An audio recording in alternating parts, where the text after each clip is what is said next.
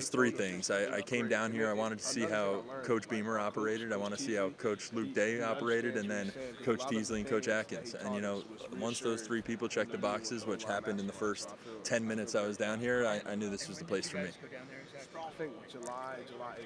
Yeah. And what's that like for you three guys? Kind of a bonding thing too? I hope I could excel at both of them, but I'm going to identify things that I need to improve on, and I'll continue to get better at that over the next month. Thanks, sir. Great meeting you. You too.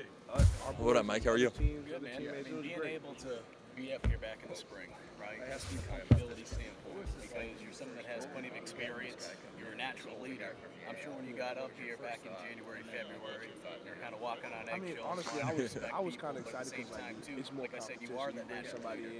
What has it been like heading into practice number 1 tomorrow? Now it's like this guy is one of my best friends. I think the key word you said there was just comfortable, right?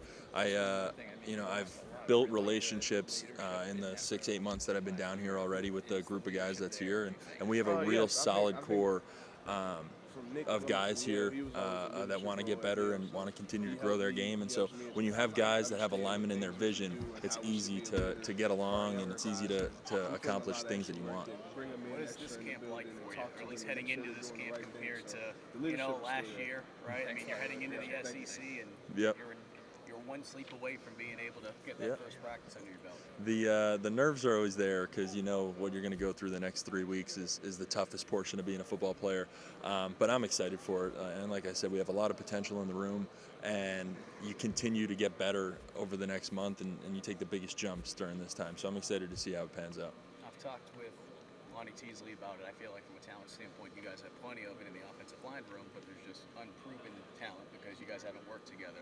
How do you overcome that as quickly as possible so that come week 1 against a Power 5 team that you guys will be able to be in sync as best as you can? You make practice harder than the games. And so I think over the next 3 weeks, the practice is going to be real tough. There's going to be periods where you expose the things you're not necessarily good at yet, and then you continue to hone in on your skills, and by the time the game rolls around, you've been through it 21 times, you should be ready to go. Does guys like Vershawn or some of your teammates been busting your chops a little bit because it's not as, it's a little bit warmer than New Haven at this time of the year? Yeah, well, listen, Vershawn is over here, pan this guy. He's just ripping me to the other reporters. I don't know what's going on here. What's he saying? I don't know, man. He was just making jokes and whatnot, and so a lot of jokes are coming from this guy, and he's not really that funny. So but he lined it up, though. What? He's talking about, the situation. Yeah, so as you can tell, we don't get along at all. And, I don't really like this guy. We don't mesh that well, but he's actually been fantastic since I've been down here. And we've really synced up, and the core and the interior of the O-line playing together now for 6 months. So I'm excited to see what he's able to do. How do you guys do that, though? Vershawn's going to throw you in here on this, but how do you guys build that relationship as quickly as possible? Because again, there's talent. There's guys that have played either here at USC or they played at other schools like yourself, but you guys haven't played together. How do you overcome that quickly?